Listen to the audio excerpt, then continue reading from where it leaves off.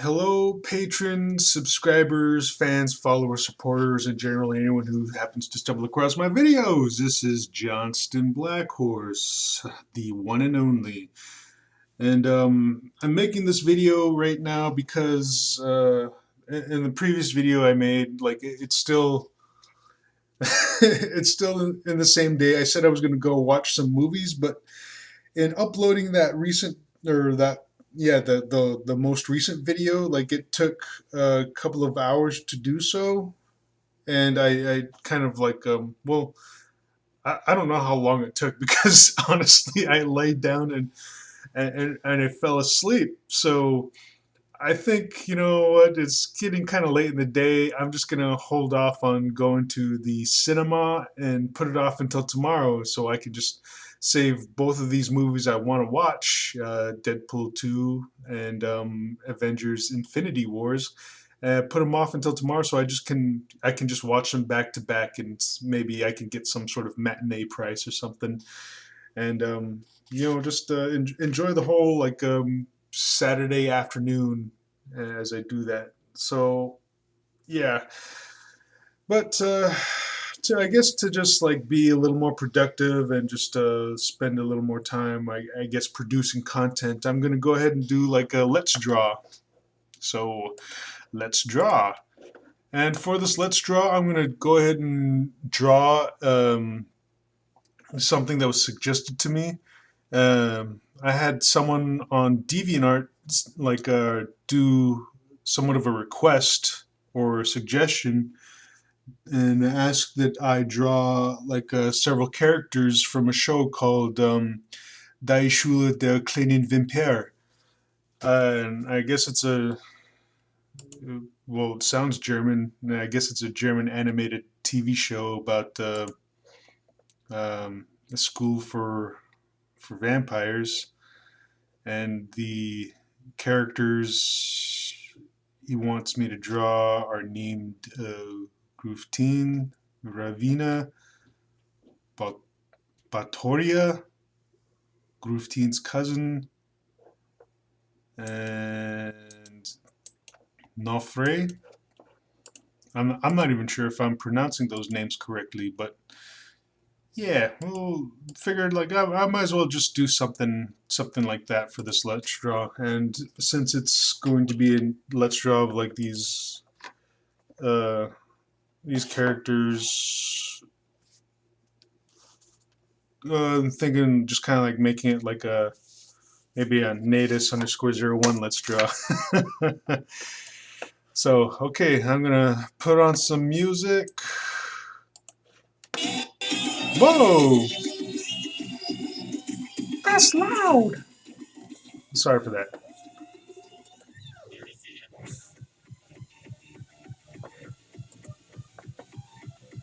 Maybe that's a little too much nightcore. Maybe I should play. Let's see. Oh, what's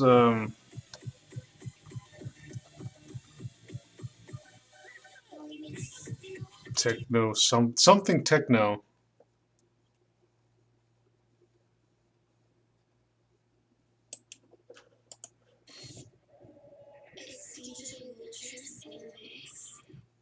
Subscribe now for the best music on YouTube. YouTube.com/Fortress. Okay.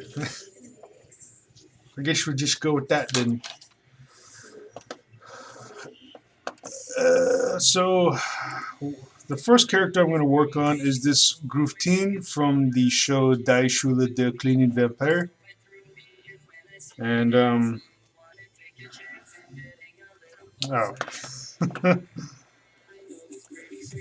just make sure everything's in frame here.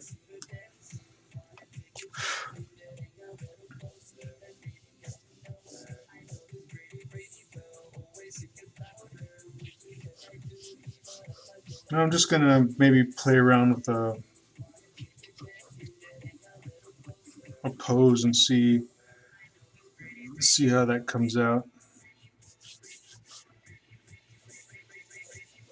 If I don't like it, and I'll just scrap it and just start on another pose.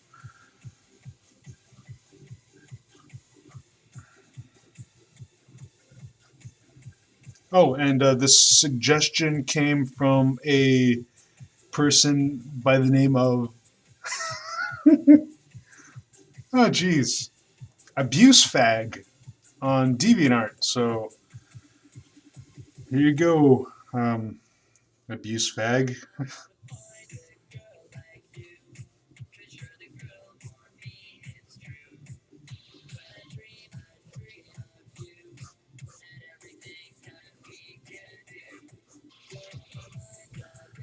So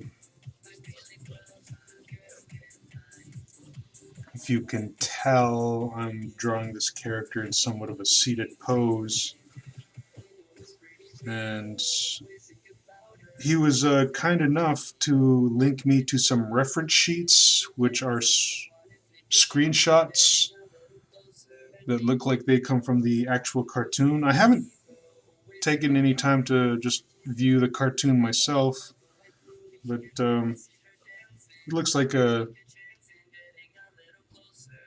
neat stylized cartoon. Maybe when I have the time, or give myself time, when I'm not being so lazy, I can go ahead and jump on YouTube and just check it out and see what all the hype's about, if there be any. To be honest, like I haven't heard much of this cartoon. This is like the first guy who referred me to this uh, animated TV show, so I am unaware of its popularity.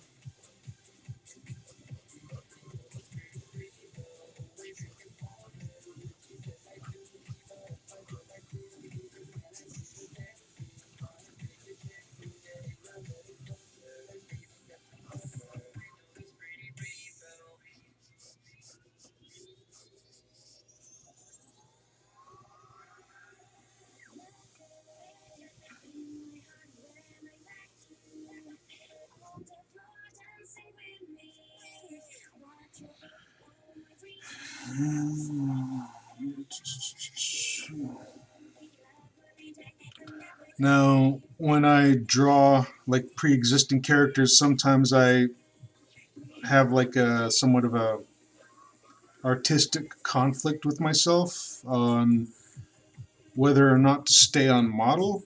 Like usually people want you to stay on model just to be true to the character, just so you can actually tell like this is the character that they want. Like I've run into those issues before, especially when drawing like Gwen Tennyson. Like I tried to draw her in like somewhat of my somewhat in my own hand, but I got like a little bit of negative feedback from it. So in future drawings afterwards, or in subsequent drawings afterwards, like I tended to just kind of stick to the actual character design, like model sheet. And here in this drawing, I'm going a little bit off model because the the body, the stylization of the body in the cartoon just kind of leaves her a little um,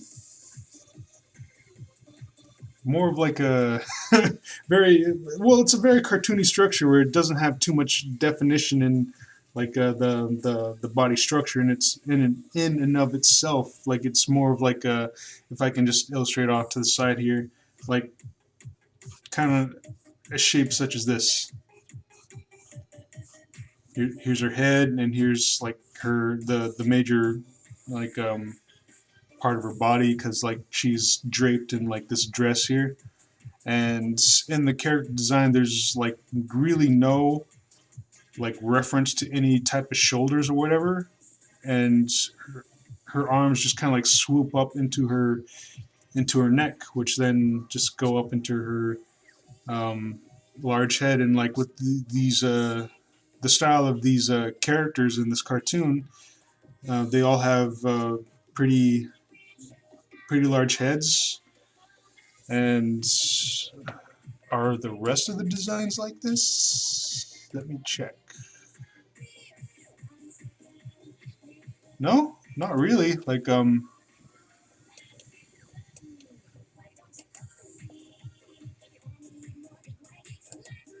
they all seem to have like various like their own like somewhat distinctive traits. But as far as what I have right here in reference, this particular character, the way she's designed, it's like her shoulders are more or less non-existent.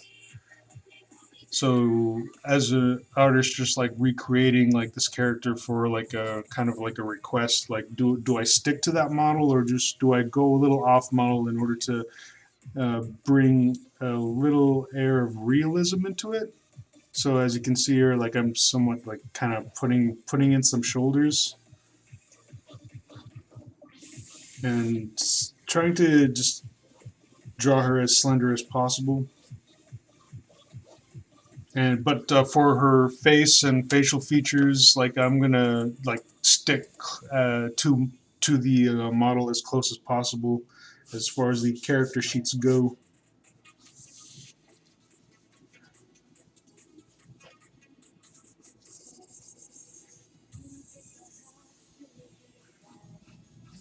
And for those who are like wondering, like, oh, I thought you didn't use reference or this and that, blah blah blah. It's like, well, I don't use reference when I'm just drawing like a figure off the top of my head, but when I'm drawing a specific character, yeah, I'll use reference in order to make sure that I'm drawing the exact character that people are asking me to draw.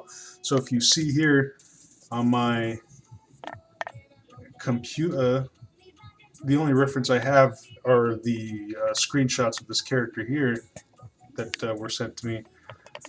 And other than that, it's like that's it. Here's the other monitor with the the video. But anyway, back to drawing.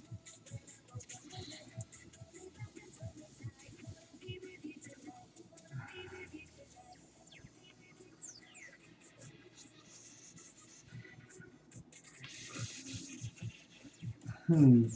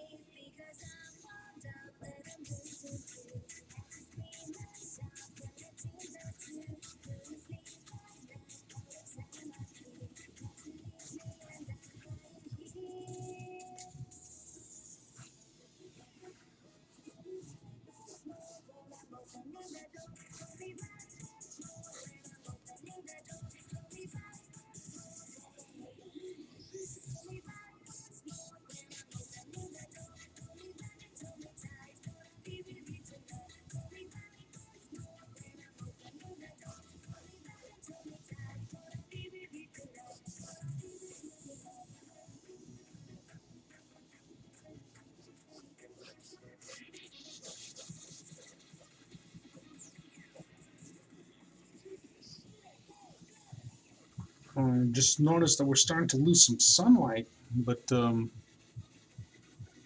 looks like we still got enough light to work with. As the light dims, I may get up and turn on my lamp that I have here and around.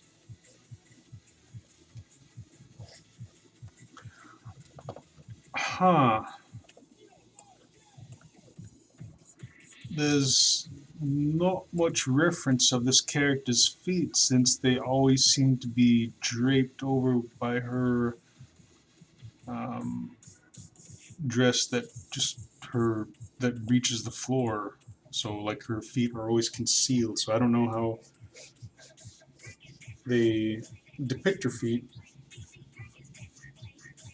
in this cartoon. So I may as well just make something up.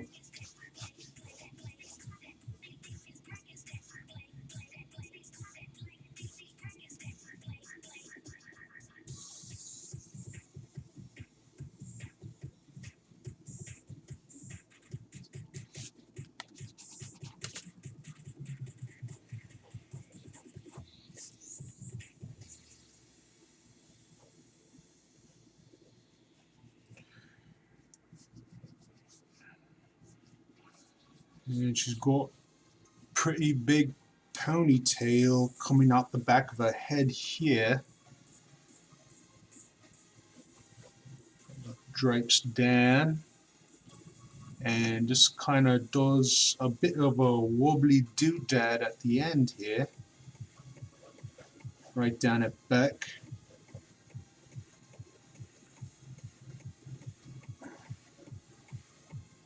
Let me get rid of this little example that I drew off to the side here and just focus more on the main piece that is unfolding before your eyes.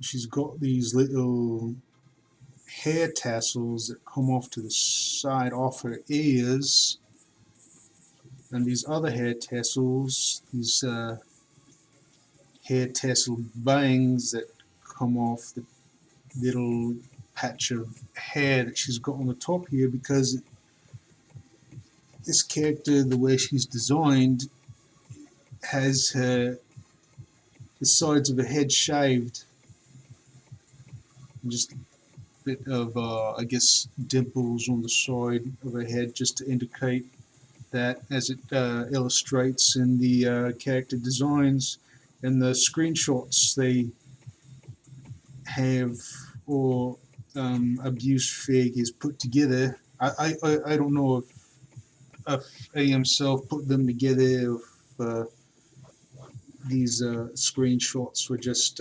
pre-existing, but these were the screenshots that were sent to me. Anyway, um, it's a very unique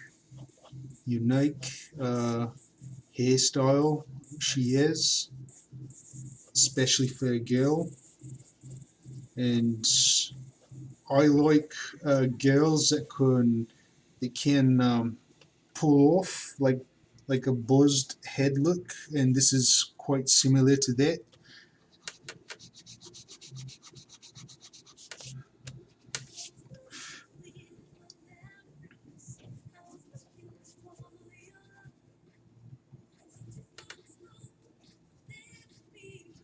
Hmm.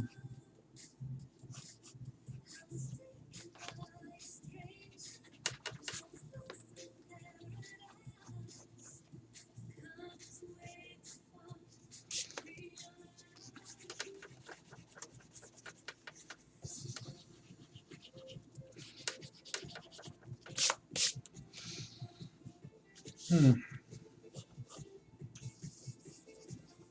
I think so far. I think so far. I think. I think so far that as far as this sketch goes, like it's coming out all right. So I might just go ahead and continue with this pose. and just carry it on to completion.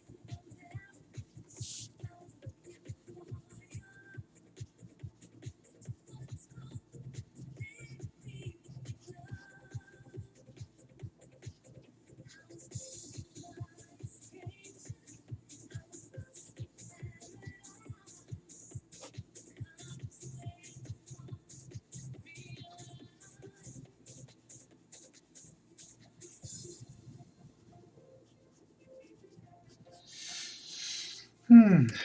I'm wondering perhaps like maybe I should make this like a regular thing. I don't know, like if you think I should just do like let's draws every now and then or just do them more often, like feel free to leave a comment and let me know.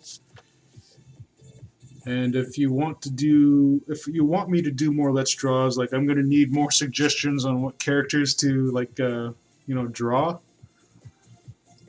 So thanks for Abusefag to for I'm sorry, that's just like a I hope that name doesn't offend anyone, and that's just like a handle that someone's going by. So, um, please, if you have issues, it's just a name, and I'm pretty sure that name was just made as a joke, and so you don't need to be in an uproar of any sort. I'm pretty sure he doesn't utilize that name in a very hateful fashion. He's not trying to make a statement of any nature. He's just a very uh, obscure individual who enjoys just uh, that name, I guess. I should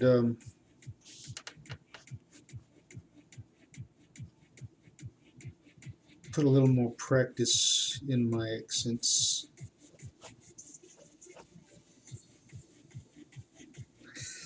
I got a funny story about accents. My little sister, um, who is like 10 years younger than I, like when she was growing up, she had a speech impediment, and she couldn't pronounce her R's, and this speech impediment followed her to her well into like her high school, but she'd been able to learn how to work around it and be able to talk and enunciate properly. But due to her like having to grow up with the speech impediment, like she grew up like like somewhat developing this certain accent, and it's funny because her teachers would come up to our mother and like ask where she had come from, because like obviously, well, she's native, having her last name being Black Horse and of Native American descent and everything of that nature. But the way she talked, she talks in such a manner that people assume that she grew up abroad, like grew up overseas. And it's funny to note then, like I hear it also, like when we're on phone discussions and such, and like she doesn't talk like the rest of the natives around our area, and it's funny to just like have casual conversation with her and just like have every now and then just like her unintentional accent just kind of like ring in your head or your ear and just like think, huh, that's it's a very interesting. It's a very interesting accent, but really, like her accent is a result of a speech impediment. And if I don't know, like I've never tried to like associate like a certain region with her accidental accent, but like if I had to guess anywhere, like perhaps it would be somewhere maybe Eastern European of some sort. I wouldn't. I don't know the countries or anything, but definitely somewhere in Eastern Europe.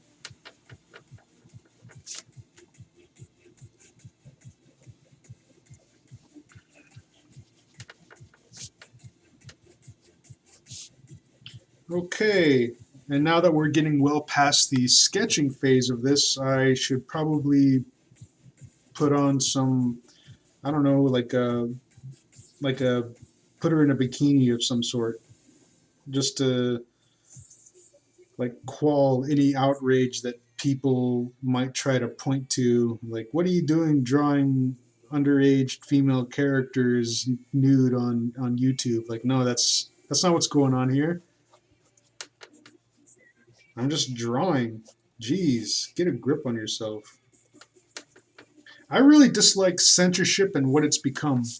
Like, I agree with censorship to a point, and censorship is okay. Like in the sense that, like, we censor ourselves on a daily basis. You know, like which allows us to walk outside our front doors. You know, not like with our pants and like at least a decent pair of clothes on, so we're not walking out with our genitalia exposed to the whole world. And censorship is good in the sense that like we don't see like um, vulgar anything sexually vulgar or overtly violent on like daytime television or anything of that nature. And and those things are like properly categorized in like an R-rated, mature, or like even given ratings as such as for adults only, or like given branding of triple X or things of that nature. That's where censorship is okay, but censorship is getting to the point where it's like it's dictating what people should or shouldn't like produce as artists, or like visualizations that you are or aren't allowed to view. And when you dictate like to people like what should or shouldn't exist in an art form, or what they are and are not allowed to view, it's like you're going too far. Like nowadays censorship is more or less based on people's like own sensibilities. Like if they find something in a media form that is um, uh, like either vulgar or um, they find offensive, they say that it shouldn't exist. But in all actuality, like if you don't enjoy like a particular art form, like then don't view it. And if you view it, you're free to like um, voice your opinion on it, on like what it is about it that you found vulgar, and like that you can like warn people that, oh hey, like I saw this movie or this cartoon or played this video game, and this is what I found offensive about it. So like you can exercise your own brand of censorship in that sense. But when you use your own opinions to dictate whether or not an art form should exist, that's just going too far. And we're getting to a point where it's like we can't. continually babysit other people's um, a form of expression for the sake of uh, just not offending people's sensibilities, because people are going to get offended no matter like what you put out there, especially in today's culture where it's just so trying to be too what's the word, politically correct. And political correctness is fine and all, but then when you bring censorship into it and just like have it be mandated to dictate people's thoughts and expression, it's going too far. You know, like if I were to find like a video online or form of artwork to be like offensive, then I just won't view it. Such as say say two girls in one cup. I've never seen two girls in one cup. Swear to God. And that's because like a lot of people had explained to me like what it depicts or what it allegedly depicts, and it's something that I just kind of with through morbid curiosity I kind of wondered like, nah, it can't be real, maybe I should check it out. But after like having so many other comments and like people like exclaiming like, oh my God, it's it's two girls engaging in copophilia, and they don't really say it in those terms. I'm just trying to convey what I heard in a very palatable manner. And what copophilia is the um, sexual thrill or attraction to either playing with or eating feces, and like that's what how I perceive in my mind, without having viewed it, what Two Girls in One Cup is. So I never, after hearing all of that, it's like, you know what, like maybe I'll just not bother watching it. Even though like when it first came out, it was just like pretty much all over the place. I just avoided it because it's just something that I didn't want to see. And that's how self like censorship should work. If you don't want to view or partake in something, then just don't frickin' view it. It's as simple as that. And and to like for me, if I like started a petition to like get the producers of that video like imprisoned or something, that'd be just wrong and shitty on my part, because I guess recently it come out that it's not actually feces that the girls are playing with. I don't know. I've never viewed it, but like I'm told that in all actuality, what they were playing with was like some sort of like fudge or chocolate or just something to like look like feces, and it wasn't actual feces that that the two girls were, um, I guess, playing with in that video. But still, like it's not a video that I would want to view, because there's still that doubt in my mind. But like, what if it's real? So like, I'm just not going to view it. But if I were going to be like an overbearing freaking douchebag, like, and start a petition and like have the people who produced or were featured in that film like sent to prison for offending mine eyes, that'd just be like a pretty shitty move on my part. Because it's not up to me to dictate like how people express themselves, like what people like release. You know, as long as like no victims are created in the production of like such um, performance piece, then like it just shouldn't matter. So it's not going to be something I'm going to be all up in arms about and try to get people in trouble for producing something that I find offensive. Instead, I'm just not going to view it. It's that simple, and I don't know why that concept is so hard for people to grasp. People nowadays just feel uh, just this overbearing urge to just dictate what people should view or do with their lives, and it's just very it's just very un-American. I say, like, that's people's freedom of expression. That's their freedom of choice to either produce that art or engage in that sort of artistic performance. And for you to like say no and over censor just a lot of stuff, then that's just BS. That's not what we're supposed to be about.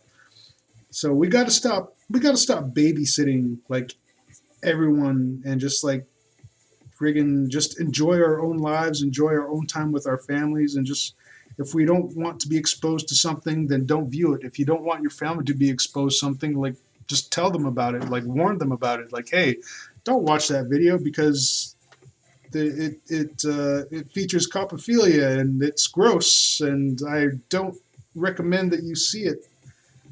And that's it's just as it's just as simple as that, you know.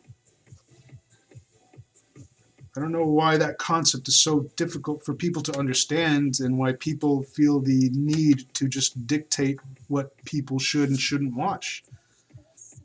I mean, you can review things all you want and and voice your opinion, but don't dictate to people that like something shouldn't exist or people shouldn't watch something or start a petition against the producers of such content to like have them fined or thrown in prison. It's just that's not proper. It's not correct, and it's just outlandish that people think they have the right to do that. Like, well, no, you have the right to be offended. You have the right to have an opinion, and you can voice that opinion, but don't dictate what people should and shouldn't do, and don't dictate what people should and shouldn't watch. That's just friggin' that's it. Just so long as there are like no like actual victims in the production of such content, then like don't make it your business. And if you don't enjoy it, then don't partake in it. I mean, you know, just friggin' grow up, be an adult. If it's not your party, get the fuck out and let people enjoy what they want to enjoy.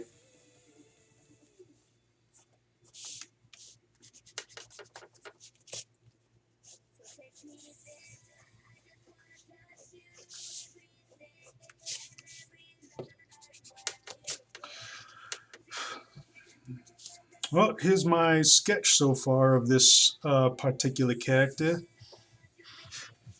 And I don't know, shoot, may as well, I guess, ink it while I'm here. Oh, someone had just dropped me. Oh, excuse me. Someone had just donated like $20 for me to buy a new Statler pen set. So um, props to that guy. I don't know if he wants me to like give him props or not, but he's one of my Patreon patrons, and I stated that in the next video that features the pens that he bought for me. This is the old pen set. So in the next video when I have that pen set, like I'll definitely give him a shout out if he's cool with that. I don't see why he wouldn't be, but like you know, it's just nice to ask. So with this, I'm going to be using the .05 pen in my Prisma color set. And this is the first time that I'm using this pen. So we'll see how it works. We'll see how it goes. It's a pretty fine line.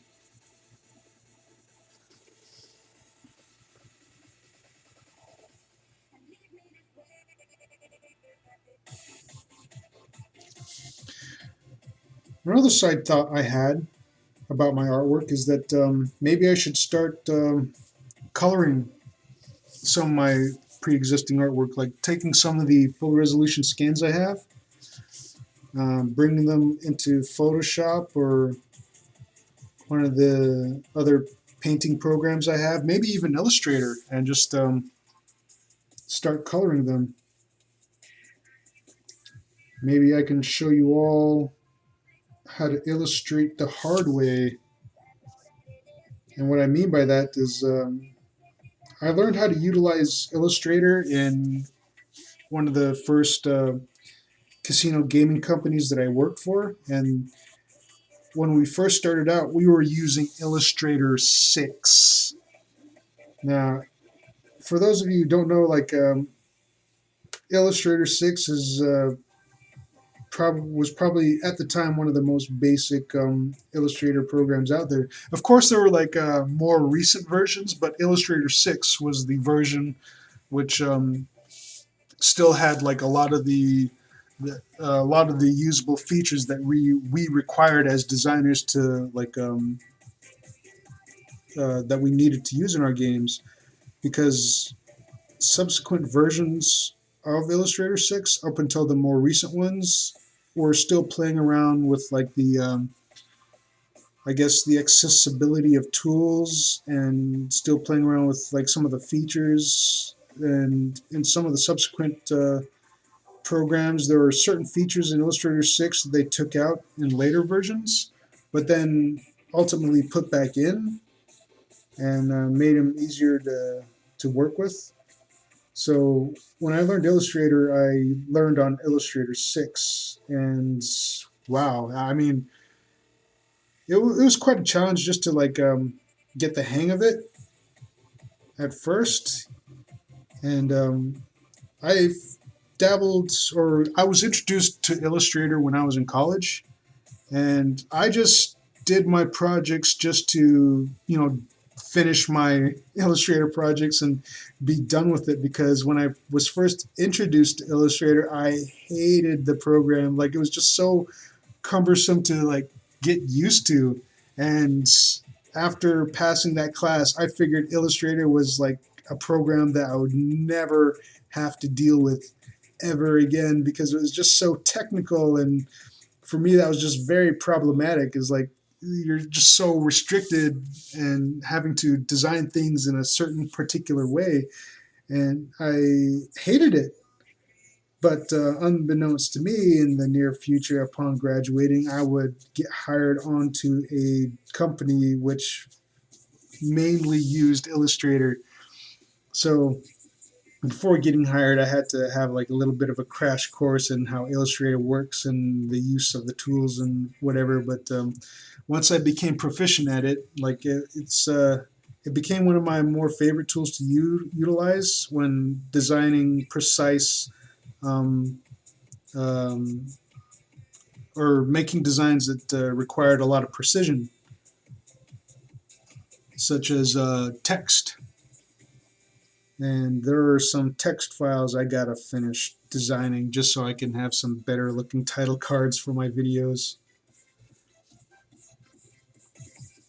But yeah, so I was thinking like maybe I should make some more videos just coloring some of my pre-existing artwork, and Illustrator would be an interesting video to, or interesting program to do them in, because I don't think many artists utilize Illustrator all that much.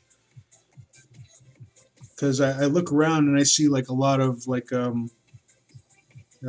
artists just utilizing either Painter or Photoshop or Psy, and Illustrator doesn't really get that much love unless you're just making some generic logo or design, and that's usually like what Illustrator's like capabilities are really geared toward, is that. And but me myself, as a designer who worked at on casino slot machines, like we had to utilize Illustrator for everything, not only fonts or texts or titles or whatever.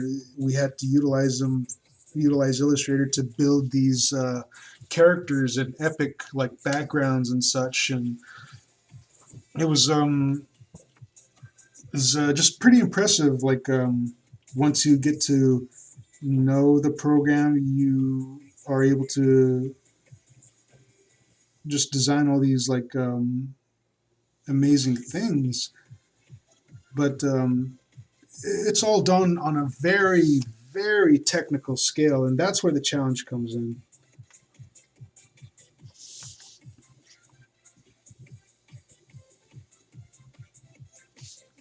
So yeah,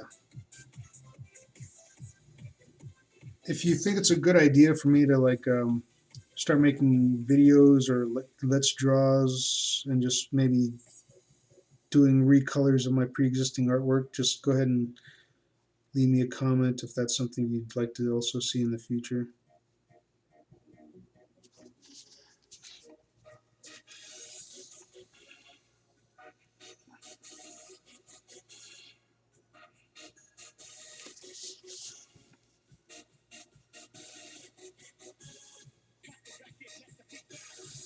How many this character has 3 eyelashes. One eyelash. Ah. Two eyelashes. Ah. Three eyelashes. Ah. Oh, that's terrible. I'm sorry. Like I think my um, count impression would be a lot better if not for all the talking that I've been doing today. I've been doing a lot of talking today because of the videos I've released just in one day, and I think this would be the third. Is this the third one? No way. Let me check real quick. Let's see. Jansen Black Horse Creator Studio. View all videos. Let me look at the release dates. Yes, this would be the third video I'm working on today. Wow, I'm just a little busy bee this Friday. Isn't that special? Okay.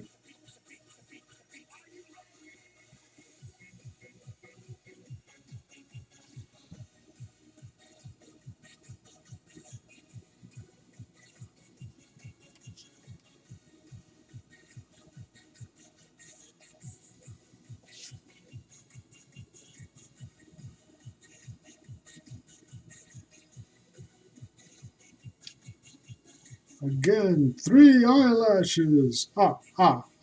Okay, that's enough of that. Go back in your hole. Get out of here. No one wants to hear you, Count Chocula. Come on.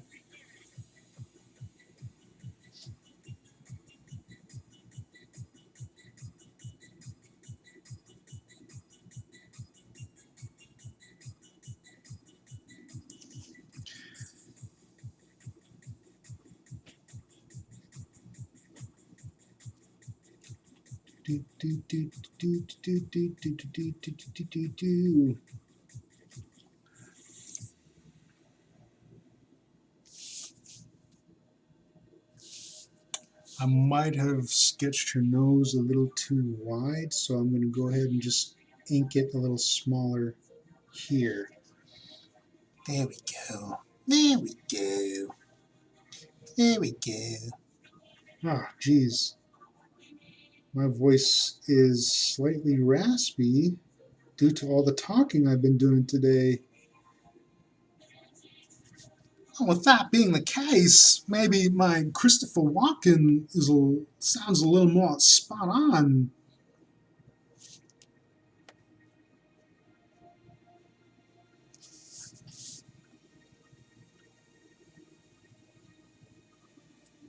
Hello, little man.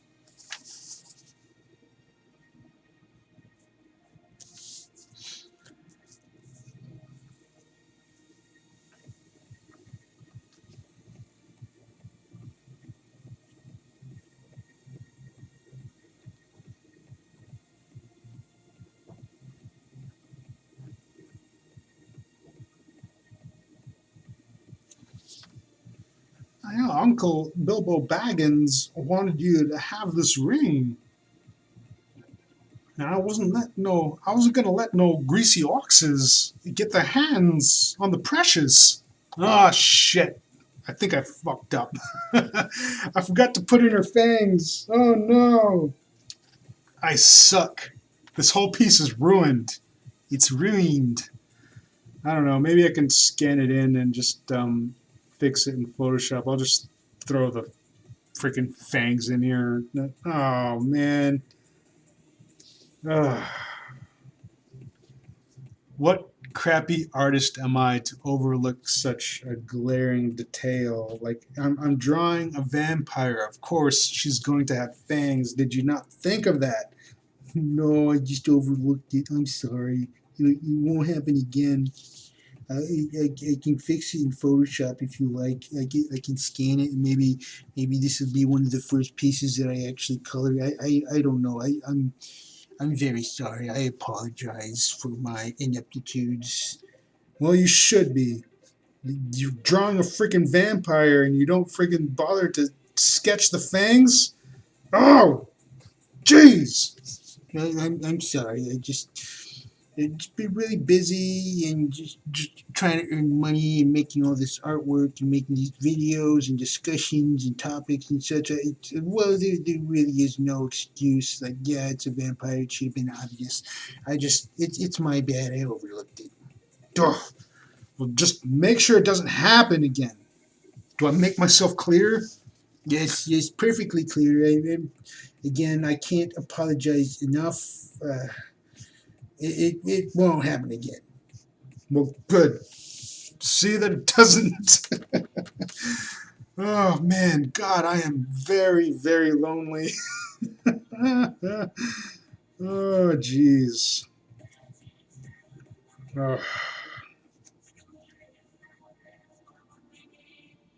The only type of human interaction I usually get is through my roommate, who isn't really here all that often. I'm just usually here by myself, just drawing away. And other than that, like I interact with humans when I leave my apartment to go do human tasks, such as buy groceries or get money orders to pay for rent. I deal with humans on that uh, type of basis when I interact with them, doing my um, obligatory things in which I procure foods to eat or pay for things such as electricity and rent. Yes, I are human and I do human things on a regular enough basis.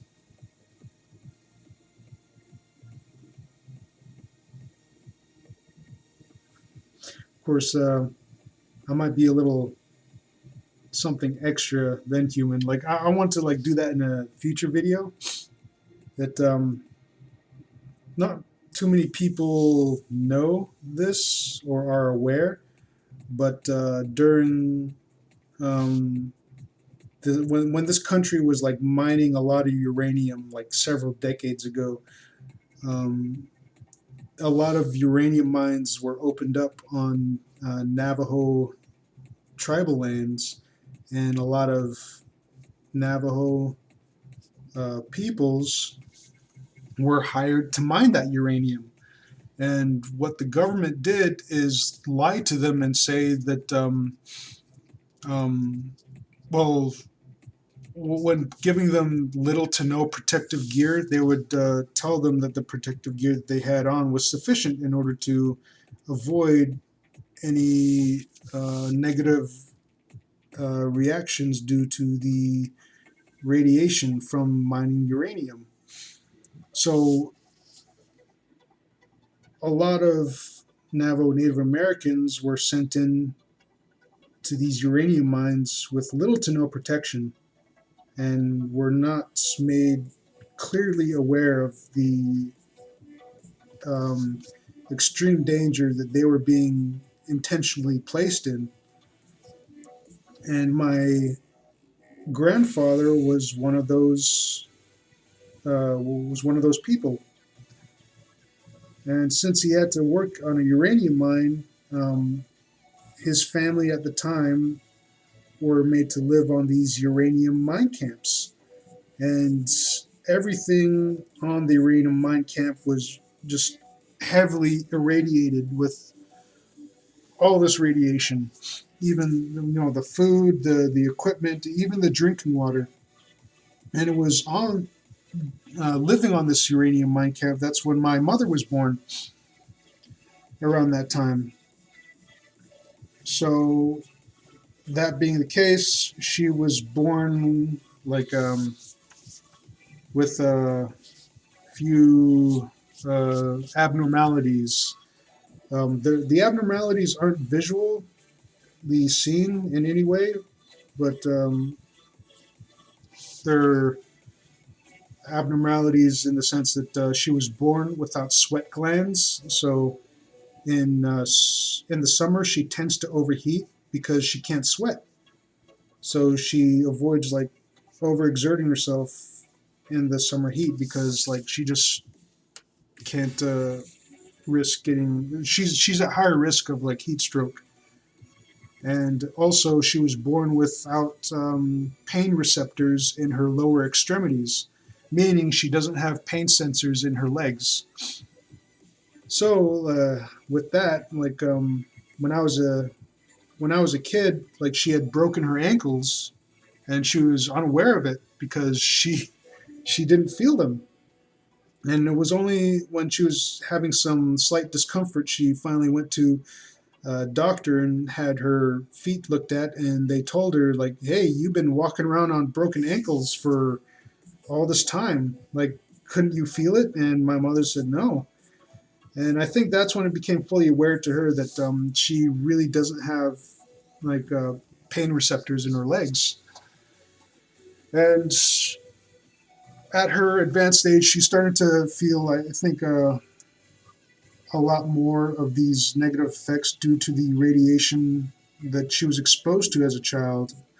And even my grandfather, during his advanced age, like he suffered immensely because he was essentially rotting from the inside out, and it was a very painful process. And my family is still seeking to have um, the government pay for the damages that they were responsible for by sending him into these uranium mines unprotected.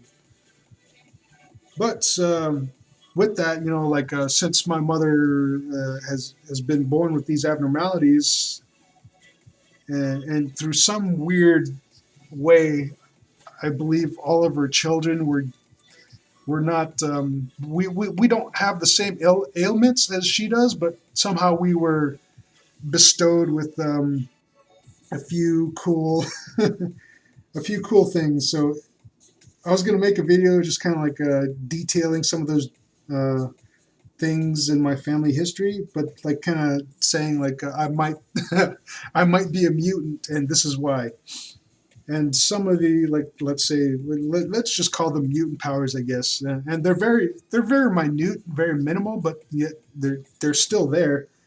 And I've discussed this with several of my siblings, and we tend to share some of the same attributes.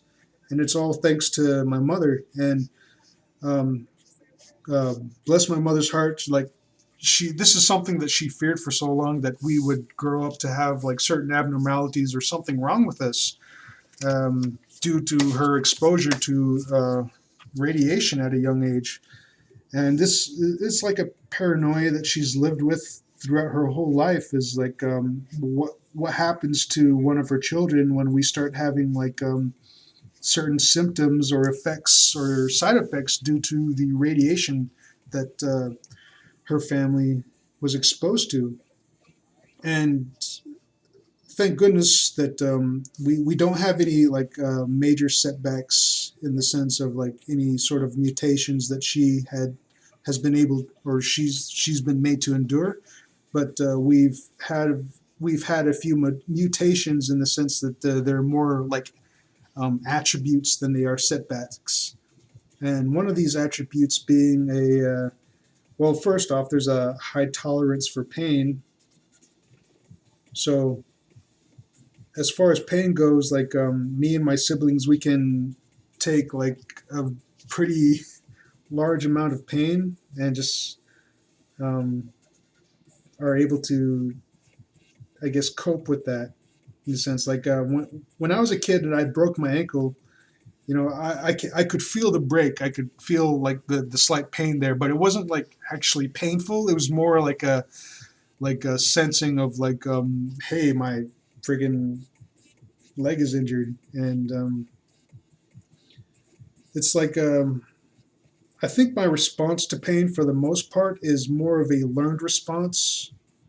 Is like knowing that when I get the sensation of pain, I'm supposed to hurt. So like when I get like a sudden shock of like this sensation, like I will shout out, but like that's more of like a learned response. Is like this is how I'm supposed to react to this sensation. So I'm just gonna do that. And the other attribute that me and my siblings seem to share is the an accelerated healing factor. So referring back to my broken leg again, like it took me about a month for the bone to mend. Um, wait, is that correct? I believe so. I think I was only out of school for about a month.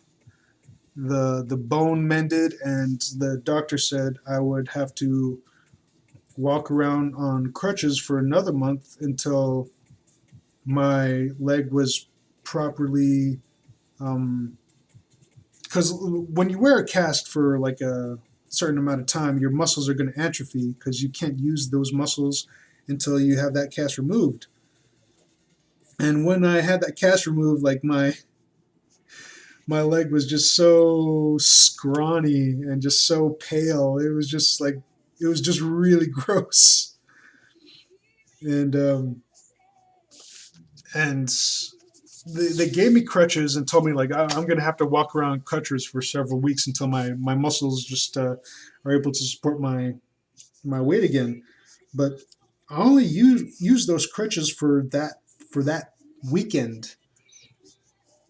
So it was only for a couple of days I was on those crutches, and like toward the end of that weekend, on that Sunday, I was walking around like a like a normal kid again.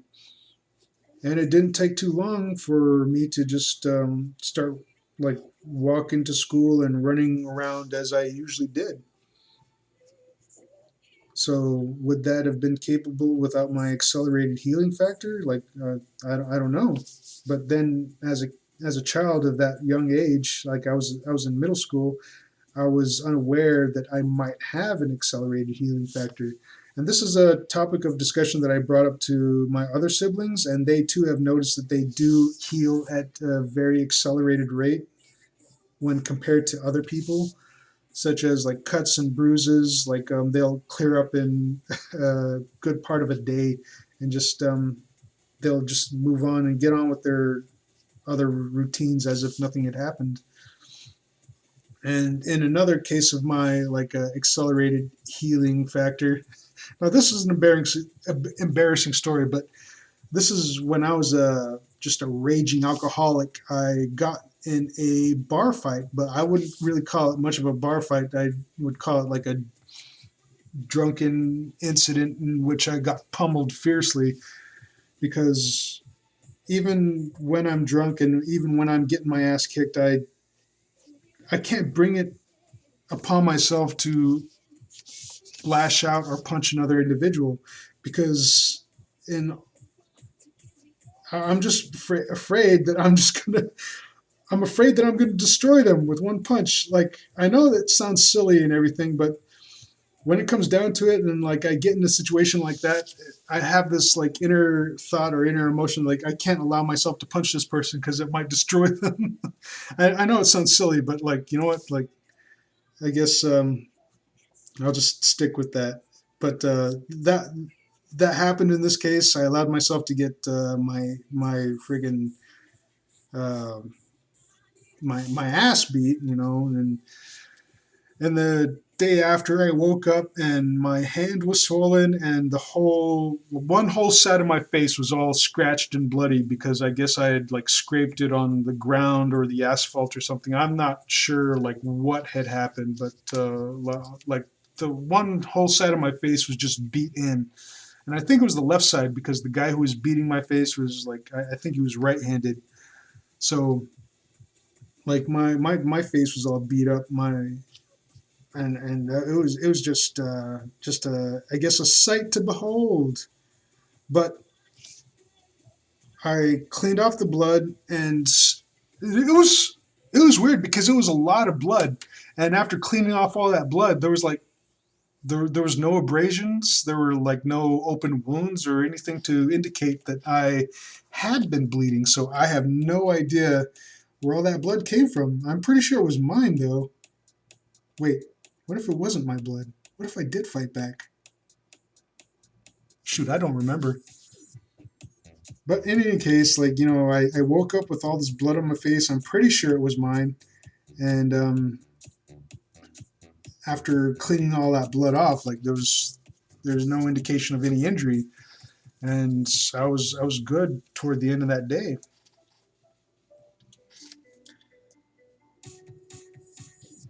And another time I can refer back to, and this is yet another like shameful drunken escapade where I allowed someone to just beat the ever living tar out of my face, and he had punched me in the mouth so hard that one of my chip just not my chip, one of my two front teeth broke in half, like right along the horizon line of my gum line. It snapped in half at my gum line, and it was still dangling there in the morning. And what did I do? I just merely just popped it back into place.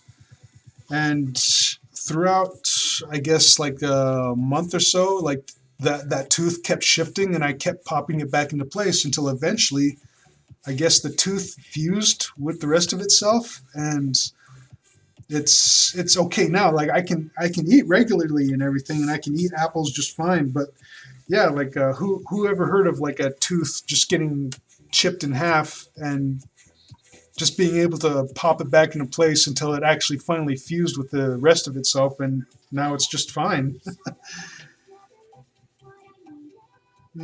Yeah. Oh, and he did knock a gap in between my teeth, and that hasn't shifted back yet. But you know what? It's cool. I was a drunken a-hole, and you know what? I think I may have had it coming for quite a long time for all my drunken idiocy. I'm gonna go ahead and draw in some toenails, just for because.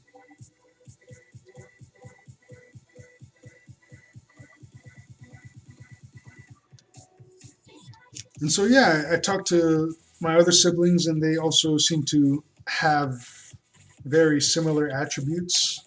And some of us have like our own like talented, our own personal talented skill set in a way. Anyway, I'll get to that in like maybe later videos.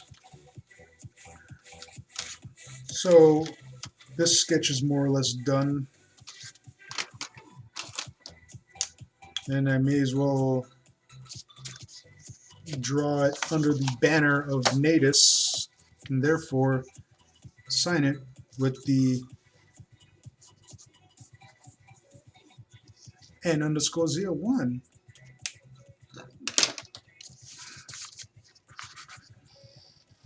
And again, thanks to Abusefag on Deviantart for suggesting I draw this character. And I'm going to go ahead and like work through. Oh, excuse me. Oh, geez. I should probably eat something. But I'm going to go ahead and work through his other suggestions as time goes on, and it will take me some time to get around to it, but I'll get to it eventually. It's just so I'm just so slow. Anyway, I hope you enjoyed this Let's Draw, and if you like this video, go ahead and give me a thumbs up. If you want to stay in touch with these videos or being notified whenever I release a new video, go ahead and click that subscribe button. If you want to support my creation of these videos, and if you want to support more art from me, think about becoming a patron. I'll leave the link in the description below, and you can visit my Patreon page. I have a lot of free content there. Take a look. If you like what you see there, think about becoming a patron. You can become a patron for $1, and that'll give you patron level 1 access, and with that you can gain access to downloads of full resolution scans of my artwork, and you can also decide to become a patron level 2, which is $5 a month, and with that you not only get the full resolution scans, but get downloads of the Photoshop files that I do have available, and After Effects files, and Adobe Illustrator files. And with that you can go into the files, look through the layers, tear the layers apart, and just see what it goes into creating some of the artwork that you enjoy. And you can also take these files and just alter them, or just make your own tweaks and changes to them if you want. And if you do release them, when you do, just be sure to pay credit where credit is due and link back to me. That would be great. If you don't, it's not really much of an issue for me, but I would really appreciate it if you do give me credit for the artwork or the files that you do use. And all of my artwork on my Patreon page, it's pretty much up for you to just do whatever you want. If you want to color any of my pieces, feel free to do so. And just be sure to notify me and link me when you do, because I do enjoy when our other artists just draw or color my work, and that's something I do appreciate. And if it's something that you want to do, you don't even have to ask, just go for it and just link me back, give me a link back later. And if Patreon isn't your thing, I also do have a GoFundMe account. If you want to donate a few bucks here or there, or toss me some change, just go to my GoFundMe page and just enter whatever dollar or change amount that you want to give me, and I really do appreciate that as well. If you want to hear more of my backstory and what's been going on with me, I do have an autobiographical blog, and I'll leave that in the description below. And I'm also a member of these websites, Deviantart, Fur Affinity, and Ink Bunny. If you're a member of those websites, then you can go ahead and start following me or watching me on those websites, just to continue to stay updated with some of my art that I release on those websites. And yeah, all of that will be in the link or description section below. So I hope you enjoyed this video. Let me know what you think. If you have any future suggestions of what I should draw next, just don't be afraid to drop those suggestions anywhere, in the comment section below, or get a hold of me on either DeviantArt, for Affinity, Ink Money, or what have you. Just reach out and let me know, and I'll get to it when I can. So thanks for watching this video. I hope you enjoyed it, and I'll check you guys later. Sweet.